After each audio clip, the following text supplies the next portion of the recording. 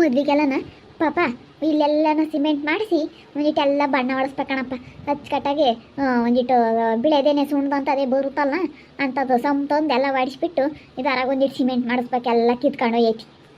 ಸರಿಯಮ್ಮ ಆಯ್ತು ಹೇಳಿ ಮಾಡ್ಸೋಣ. ರಜಕಯ್ಯ ಆಲೆ ಹೆಣ್ಣು ನೋಡ್ಕೊಂಬಂದ್ರಿ? ನೋಡ್ಕೊಂಬಂದ್ವಿ ಕಣ್ ಬಗ್ಗೆಮ್ಮ ಆಲೇನೆ. ಏನು ಹೇಳಿರಿ ಕೊಡ್ತೀವಿ ಅಂದ್ರೆ ನಮ್ಮ ಹುಡ್ಗ ಕೆಲಸದಾಗಿರೋದಕ್ಕೆ ಮೇಲೆ ಇದ ಕಣೆ ಕೊಡಕ್ಕೆ.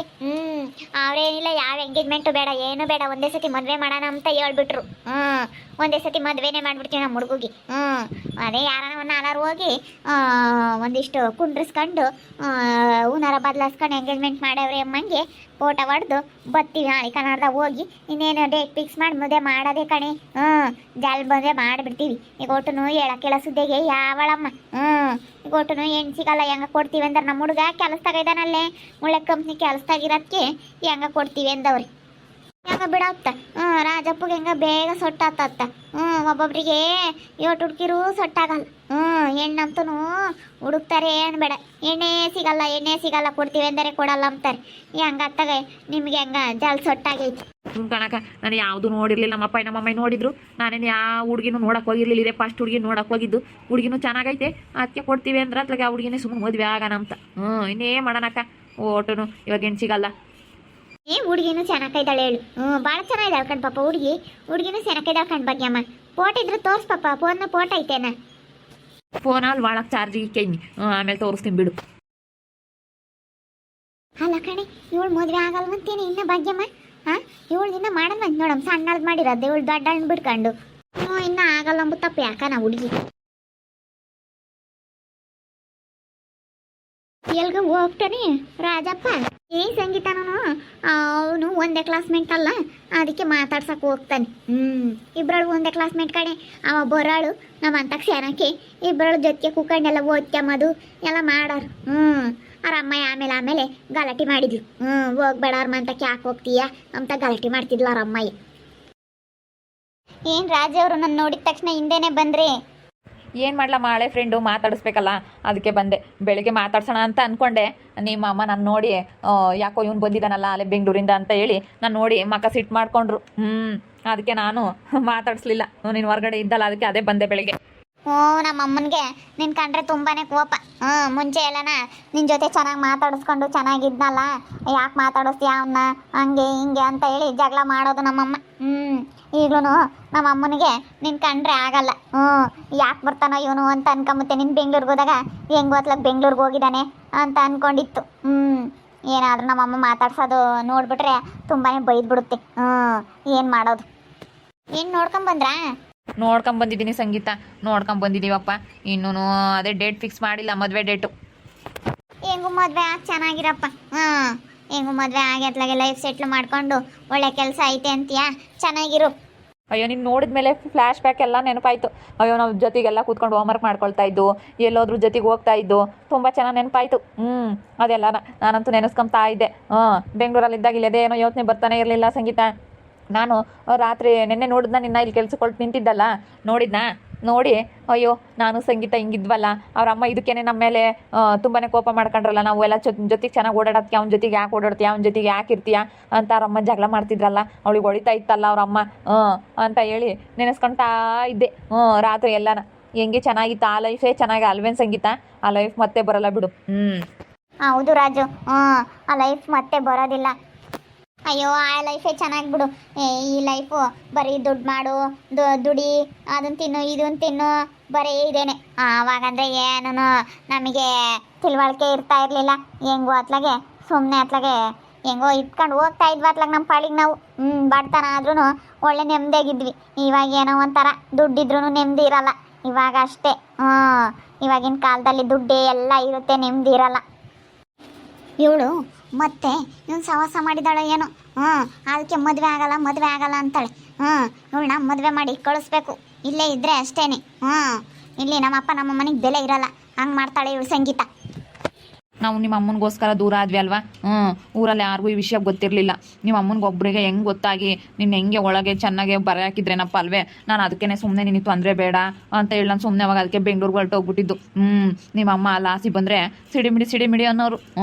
ನಿನ್ನ ಮೇಲೆ ಅಯ್ಯೋ ಬಂದ ಅಲ್ಲೇನೆ ಈ ಕಡೆಗೆ ನಮ್ಮನೆ ಕಡೆಗೆ ನೋಡ್ತಾ ಇದ್ದಾನೆ ಅಂತ ನಿಮ್ಮ ಅಮ್ಮ ಅಂತೂ ಮುನ್ನೋಡ್ಕೊಂಡು ಹೋಗಲ್ಲ ಅಂತ ಹೇಳಿ ಯಾರನ್ನೋ ಅಂದಂಗೆ ಅನ್ನೋದು. ಅಯ್ಯೋ ನನ್ನ ಮೇಲೆ ಎಷ್ಟು ಸಿಟ್ಟು ಮಾಡ್ಕೊಳ್ಳೋದು ನಿಮ್ಮ ಅಮ್ಮ. ಅದಕ್ಕೆ ಅತ್ಲಾಗೆ ನಾವು ಅವಾಗ ಸುಮ್ಮನೆ ಆಗಿದ್ದು.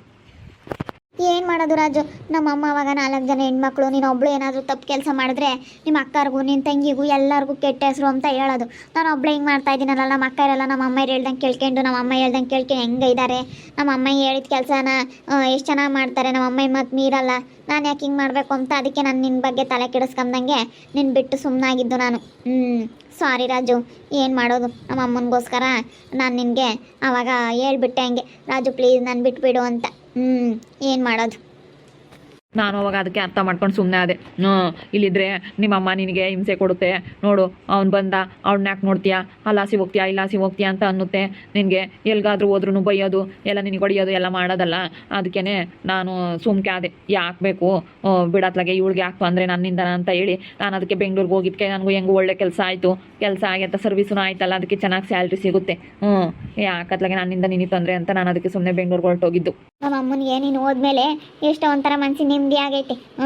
ಬಿಡತ್ಲಾಗ ಅವ್ನು ಬೆಂಗಳೂರು ಕಡೆಗೆ ಹೋದ ಅಂತ ಹೇಳಿ ನೆಮ್ಮದಿ ಮಾಡ್ಕೊಂಡೈತೆ. ನೀನು ಬಂದಿದ್ಯಾ ಅನ್ನೋದೇನಾದ್ರೂ ಗೊತ್ತಾಗ್ಬಿಟ್ರೆ ಅಷ್ಟೇ, ನೋಡೈತೆ ಅಂತ ಹೇಳ್ತೀಯ ಬೆಳಗ್ಗೆ ನೋಡ್ತಾ. ಅಲ್ಲಾಸಿ ಬಂದು ನಾನು ನಿಮ್ಮ ಮನೆ ಮುಂದಾಸಿ ನೋಡ್ತು, ಸ್ವೀಟ್ ಮಾಡ್ಕೊಂತು. ನಾನು ಅದಕ್ಕೆ ಸುಮ್ಮನೆ ಬಂದೆ, ಏನು ಮಾತಾಡ್ಸೋಕೆ ಹೋಗಲಿಲ್ಲ, ಮಾತಾಡೋಕ್ಕೂ ಹೋಗಲಿಲ್ಲ, ಆ ಕಡೆ ನೋಡೋಕ್ಕೂ ಹೋಗಲಿಲ್ಲ. ಅಯ್ಯೋ ನಮ್ಮ ಅಮ್ಮಗೆ ನೀನು ಕಂಡ್ರೆ ಅಷ್ಟಿಷ್ಟು ಕೋಪ ಬರಲ್ಲ. ಏನು ಮಾಡೋದು, 4 ಜನ ಹೆಣ್ಮಕ್ಳು ಅಂತ. ಇವಾಗ ನಮ್ಮ ವರ್ಷಿತಕ್ಕನೂ ಲವ್ ಮಾಡೇ ಮದುವೆ ಆಗಿರೋದು, ನಮ್ಮ ದೀಕ್ಷಾನು ಲವ್ ಮಾಡೇ ಮದುವೆ ಆಗಿರೋದು.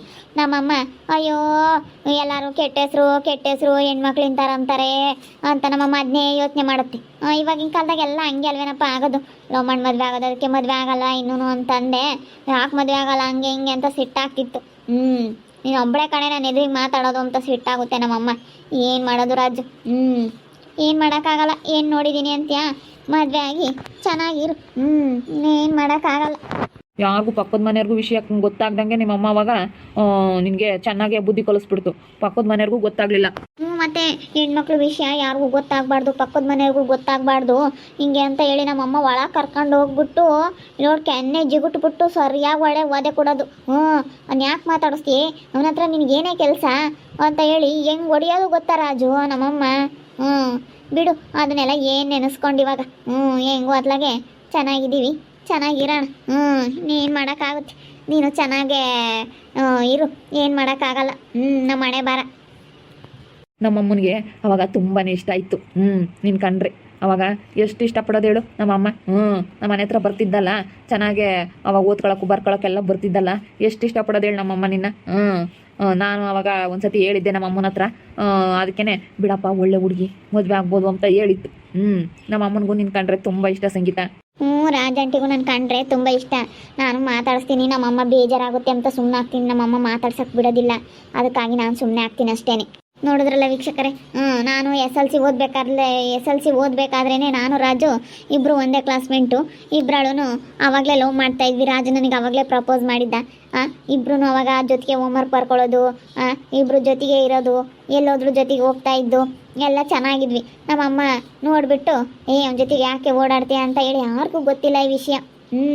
ಪಕ್ಕದ ಮನೆಯವ್ರಿಗೆ ಸಮೇತ ಒಂದು ಸ್ವಲ್ಪನೂ ಗೊತ್ತಾಗ್ದಂಗೆ ಇವನಿಗೂ ನಮ್ಮ ಮನೆ ಹತ್ರ ಬರಬೇಡ ಅಂತ ಹೇಳಿ ನಮ್ಮಮ್ಮ ಆವಾಗ ನಮ್ಮಿಬ್ಬರಿಗೂ